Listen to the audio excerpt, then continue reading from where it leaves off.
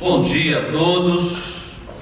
Quem chegou depois do primeiro bom dia, do segundo bom dia, quem chegou já quase no primeiro boa tarde, né? Quase no primeiro boa tarde. Se você trouxe Bíblia, abre sua Bíblia do livro de Lucas. Livro de Lucas. Nós estamos nesses próximos dias, nós vamos falar sobre as mensagens que Jesus deixou para todos nós quando ele estava pregado na cruz.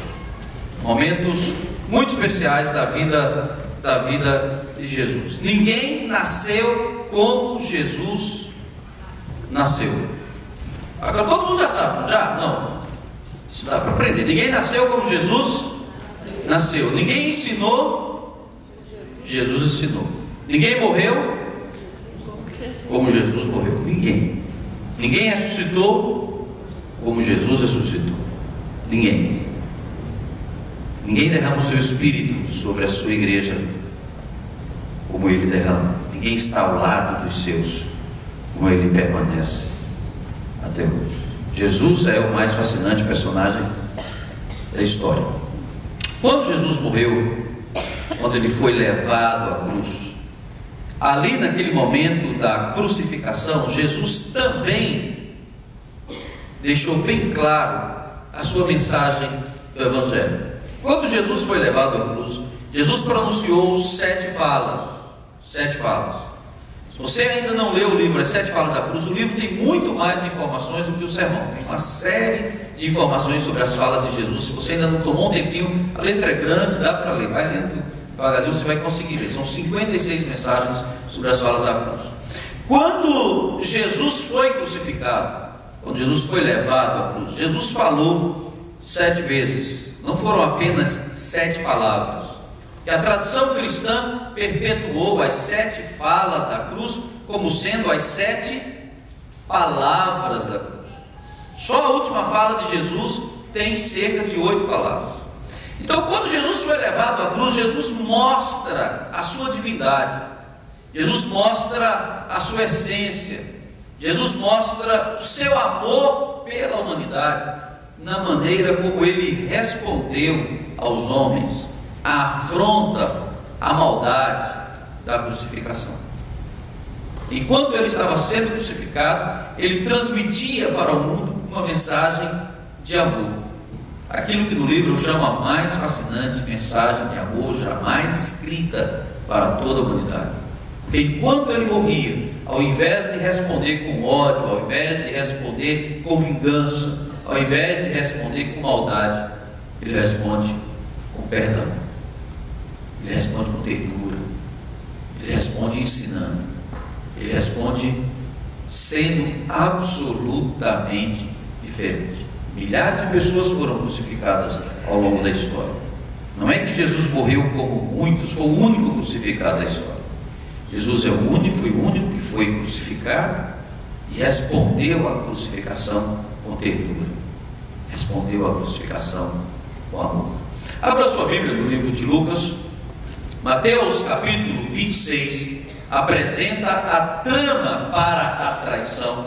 Mateus capítulo 27 apresenta o julgamento e a crucificação. Mateus capítulo 28 mostra a ressurreição de Jesus. Mas Lucas, quando nós tomamos Lucas, logo no capítulo 23, nós temos alguns detalhes que Lucas descreveu que não estão escritos nos outros evangelhos. São pequenos detalhes da crucificação que mostram com mais clareza, com mais evidência, como Jesus morreu. E quando nós tomamos o relato de Lucas no capítulo 23, você vai descobrir que havia ali uma certa multidão assistindo aquele espetáculo. Era comum naqueles dias que o ritual de crucificação fosse um ritual público. A autoridade do presente convidava a população para assistir ao ritual de crucificação.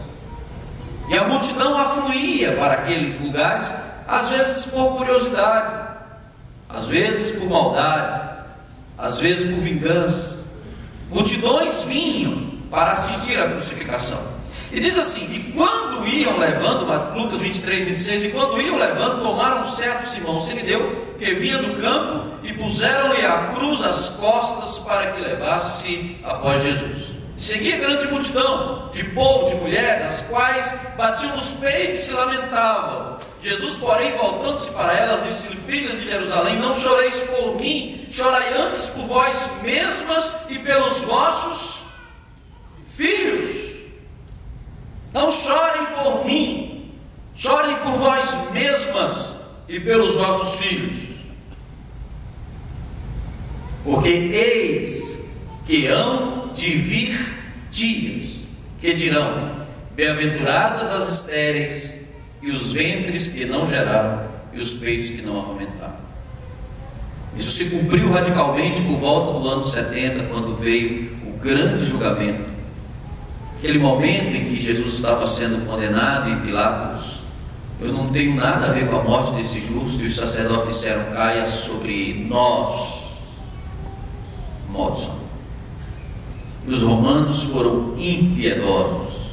A Jesus eles crucificaram, mas aquela geração que crucificou Jesus, eles despedaçaram a espada.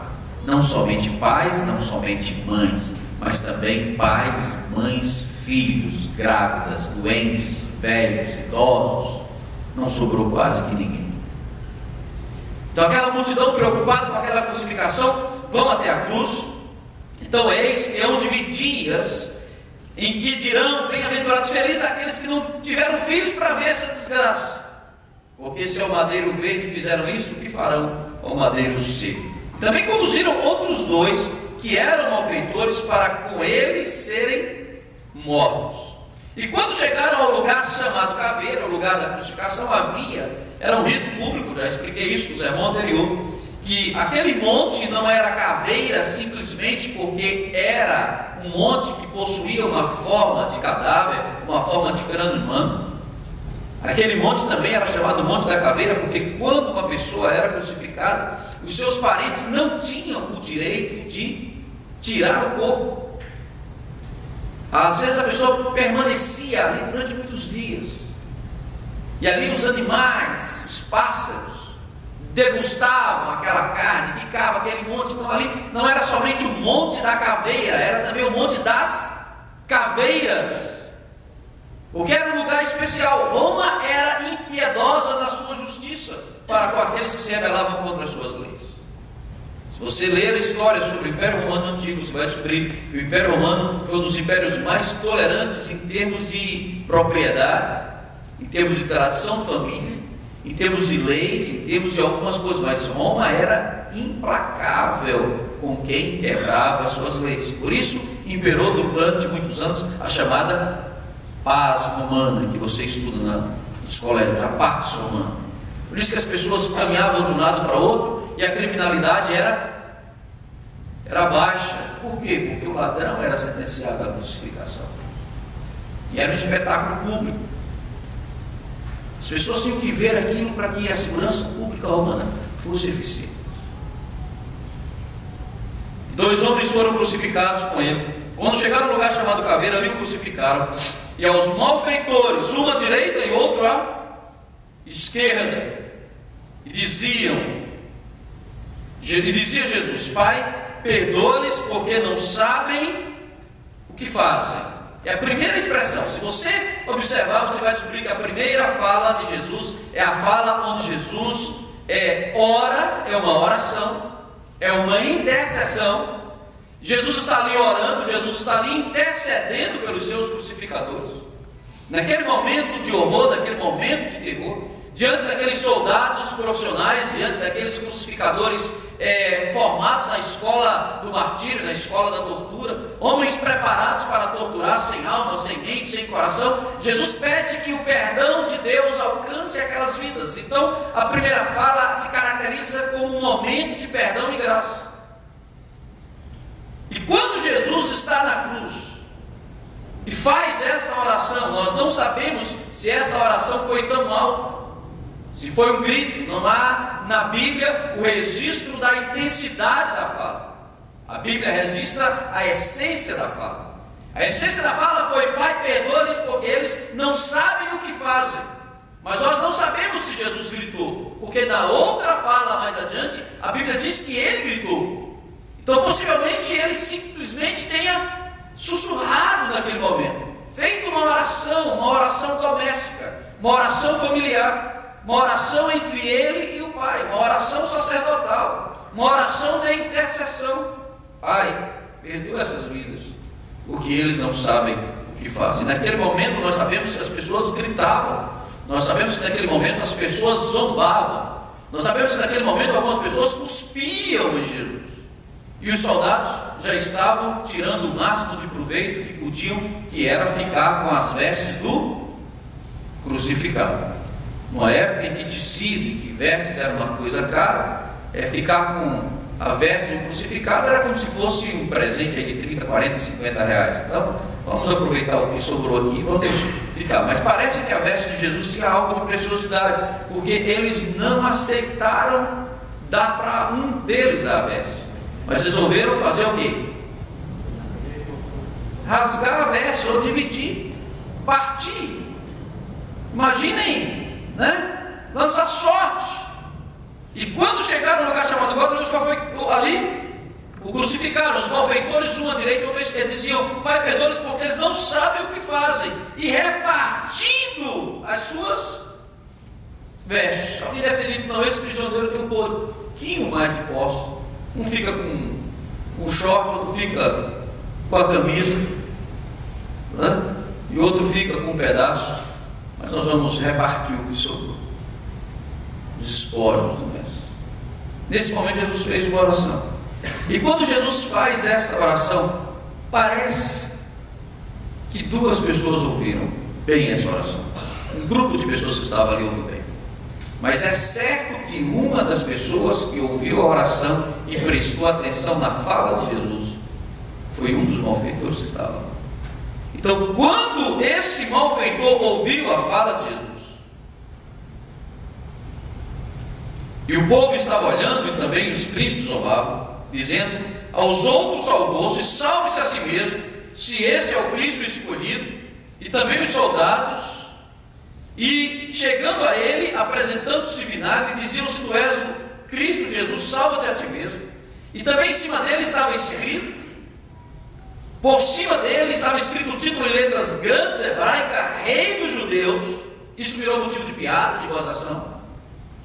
E um dos malfeitores que estava pendurado blasfemava, dizendo: salva-te a ti mesmo e a nós também. Esse é aquele velho dito que às vezes a gente aprende desde criança, que tem gente que está na miséria, mas mesmo na miséria não muda de cuca, não muda de cabeça. Exato. Tem gente que está morrendo, está no fim da vida e não entende, não abriu. Deus não lhe deu a graça de abrir o entendimento. Deus não lhe deu a graça de ter a mente aberta para entender a especialidade daquele momento. Mas um outro malfeitor, que aí o pessoal chama do mau ladrão e o bom ladrão, não existe bom, todos os dois eram condenados. Todos os dois estavam na mesma sentença, sentenciados à morte. Mas aquele homem que estava diante da sentença de morte, ele vendo aquilo que aconteceu, disse: tu nem temes a Deus estando ainda na mesma condenação? Nós, na verdade, com justiça, porque recebemos os que os nossos feitos merecem, mas esse nenhum mal fez. Aquele homem conhecia um pouco da história de Jesus. Ele ouviu falar de Jesus na prisão, ele ouviu falar de Jesus em algum lugar. Alguém falou para ele que alguém já havia um prenúncio, um pré-anúncio de evangelização, já havia um prenúncio de vida. E nesse prenúncio, ele faz o seu pedido. Qual foi o pedido que ele fez? Versículo 42, leamos: Senhor, lembra-te de mim quando entrares no teu reino. Eu não vou esmiuçar a fala daquele homem na cruz, mas ele reconhece ali algumas virtudes. Quando ele chama Jesus de Senhor naqueles dias, era comum, era costume corrente, era prática do dia a dia, as pessoas chamarem somente o imperador de Senhor. E ele chama Jesus de Senhor. Lembra-te de mim, eu preciso de ti. O ladrão. Eu preciso de ti. Nós precisamos de ti. Lembra-te de mim quando entrares no teu reino. Existe a palavra reino, ela tem uma implicação muito grande no Novo Testamento, não tanto quanto no Velho Testamento, que embora o Velho Testamento tenha grande ênfase no reino de Davi ou no reino de Israel, a palavra reino no Novo Testamento tem aplicação muito mais ampla do que a aplicação geográfica do Velho Testamento. O reino no Novo Testamento tem a ver com dimensões que nós não conhecemos. O reino dos céus, que está acima de todos os céus. Naquela época ainda imperava a ideia de 7 céus. O reino dos céus é mais abrangente do que os 7 céus. O teu reino, Senhor, quando estiveres no teu reino, lembra-te de mim. Essa é a expressão. E aí nós aprendemos algo mais. Quando esse homem pede misericórdia a Deus, nos últimos suspiros da sua vida, nos últimos respiros da sua existência, Jesus deixa para a humanidade seguinte, para a humanidade dos dias de hoje, uma afirmação que milhares de pessoas gostariam de ouvir: hoje mesmo estarás comigo no paraíso. A palavra hoje que Jesus usa aqui significa antes do sol se pôr, antes da noite chegar, antes que venha o momento em que a nuvem, em que a escuridão brilha sobre a terra, você estará comigo no paraíso. E aí Jesus já deixou bem claro que aquele homem não precisava passar no limbo, não é verdade? Nem no purga, nem no purgatório, nem no mata-purga, nem em lugar nenhum. Ele não precisava purgar pelos seus pecados. O que leva o homem à presença de Deus não é o fato de que o homem vai sofrer para pagar pelos seus pecados. O que leva o homem a uma eternidade com Deus é o fato de que Jesus pagou a sua sentença. Hoje mesmo estarás comigo no paraíso. Antes que o sol se ponha, antes do entardecer, você vai estar lá comigo. Essa é uma afirmação. E a palavra paraíso usada por Jesus em Mateus, em Lucas, nesse texto, é a mesma palavra usada para jardim lá no Gênesis. Hoje mesmo, antes que o sol se ponha, você vai estar comigo no jardim que Deus criou para Adão. E nós sabemos que o jardim que Deus criou para Adão, aqui na terra, não é o jardim maior, não é a terra do descanso, porque o jardim maior é o jardim que Deus criou para Jesus. Ao longo da história, ao longo da Bíblia, se você aprender isso, você vai descobrir que o lugar das delícias, o lugar do prazer, tem muito a ver com o lugar que Deus preparou para que seu Filho reine, e reine pelos séculos dos séculos, por todos os séculos e para sempre. O homem sentenciado justamente, condenado justamente, estava no lugar certo na hora certa. E estando no lugar certo na hora certa, aquele homem entendeu no último suspirar da sua vida, no último instante da sua vida, que o máximo de força que lhe restava podia ser para fazer um pedido, e a sua chance de fazer o pedido aconteceu. E quando ele estava ali, ele disse: Jesus, lembra-te de mim quando entrares no teu reino. E Jesus disse: hoje mesmo estarás comigo no lugar que o Pai criou para as delícias, para a vida. E aí nós aprendemos, amados irmãos, muitas coisas sobre verdade e convicção.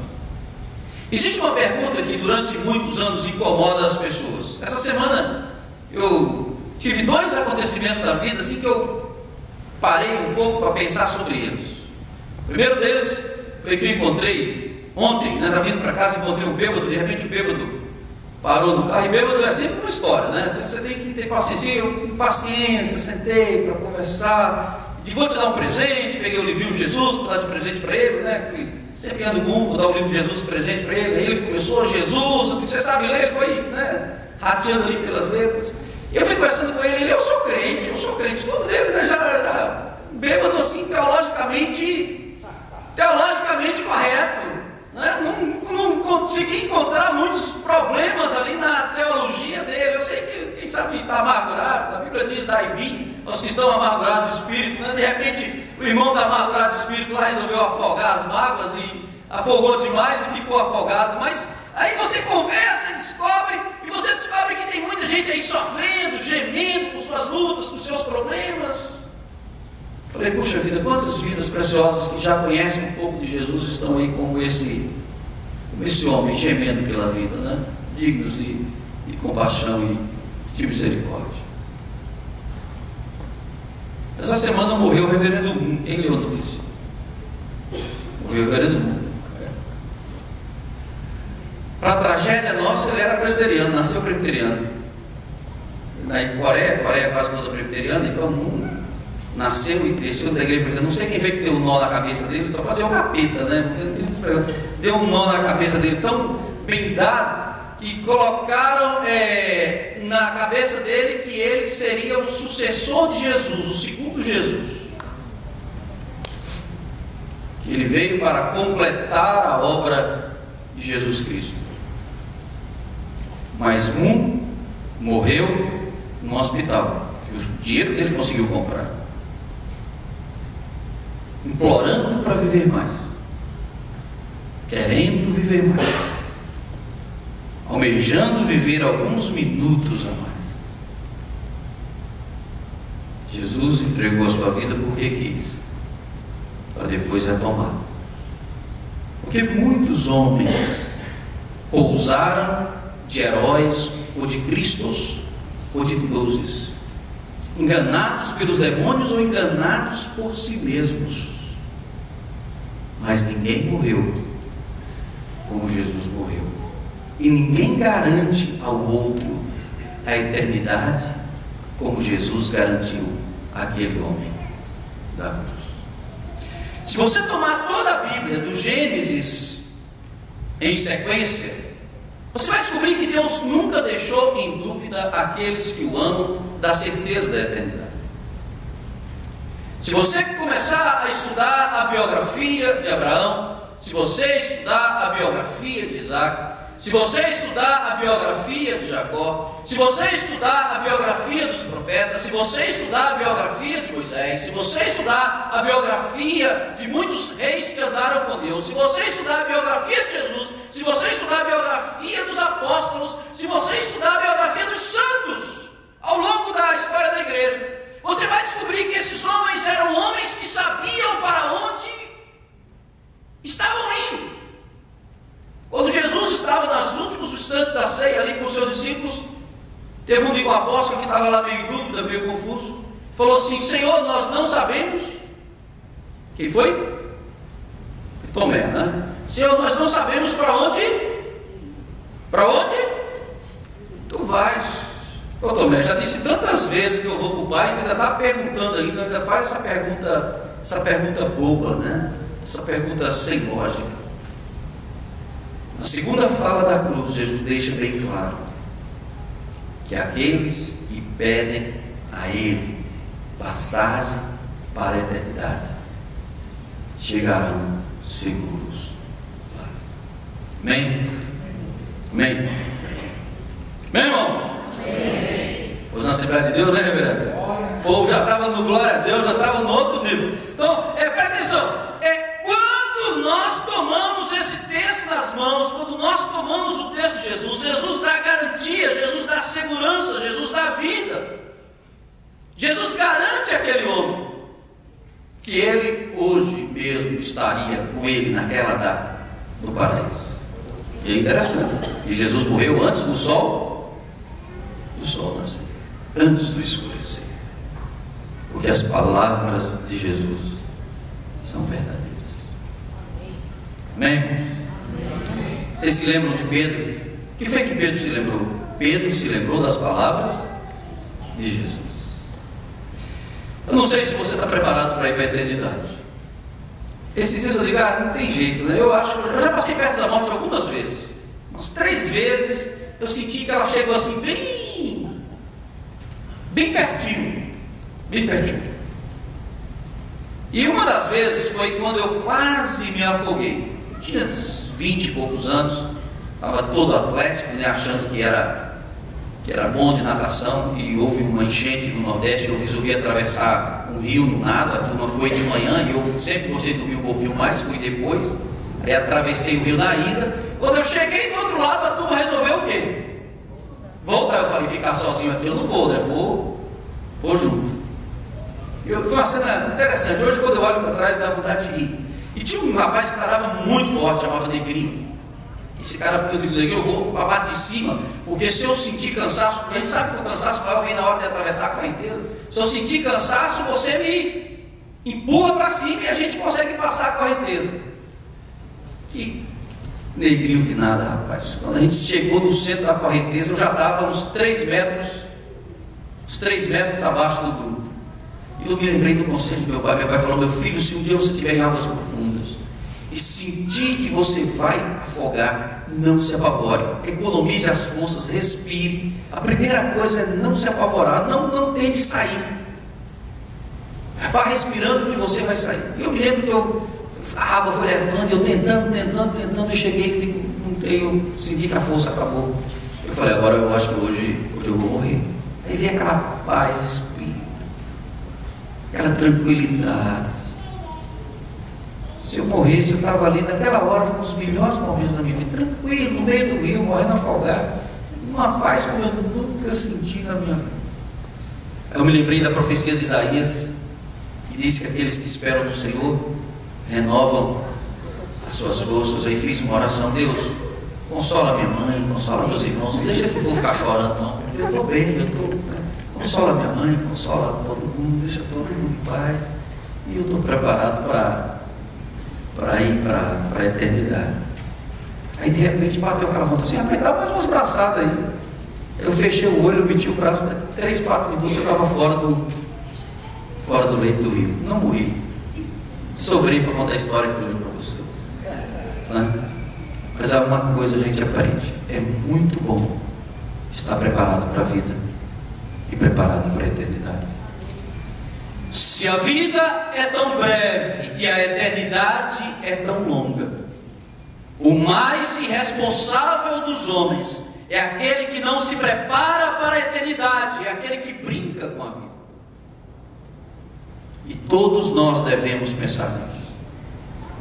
A segunda fala de Jesus é uma carta, é um escrito, é um bilhete de amor escrito para os homens, para que eles saibam que existe na terra, em vida, a possibilidade de caminhar para a eternidade, tendo segurança de uma eternidade com Deus.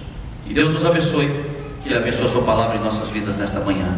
Amém? Amém. Vamos ficar de pé, vamos orar, fazer esse momento de oração, colocando nossas vidas diante do altar, diante do Senhor. É uma alegria vê-los aqui nesse feriado do dia 10 de setembro, né? O feriado foi dia 7, mas o pessoal continuou aí com 8, 9, hoje é 10. Deus abençoe, que Deus abençoe a sua vida. Vamos fazer esse momento de oração. Querido Deus, abençoa, Deus, cada vida preciosa que está aqui. Abençoa, Pai, a Tua palavra, Senhor, que a Tua palavra pregada e anunciada possa, ó Deus, continuar, ó Deus, através da comunicação, alcançando vidas, Deus, alcançando-nos nesta manhã. Deus, visita-nos com o Teu Espírito, visita-nos com a Tua presença, visita-nos com a Tua companhia, visita-nos, ó Deus, nesse lugar. Que o Teu Espírito, ó Deus, nos dê a mesma atitude que o Senhor colocou no coração daquele homem. Senhor Jesus, lembra-te de nós. Obrigado pelo privilégio que nós temos de nos lembrar de Ti em vida. Obrigado a Deus pelo privilégio que nós temos de buscar a Ti em vida, para termos a certeza de uma eternidade contigo. Ministra a Tua palavra às nossas vidas nesta manhã. Ministra a Tua palavra aos nossos corações. Nós pedimos que o Senhor nos abençoe e nos dê a certeza e a segurança da salvação em Cristo Jesus, hoje e para todo sempre. Amém.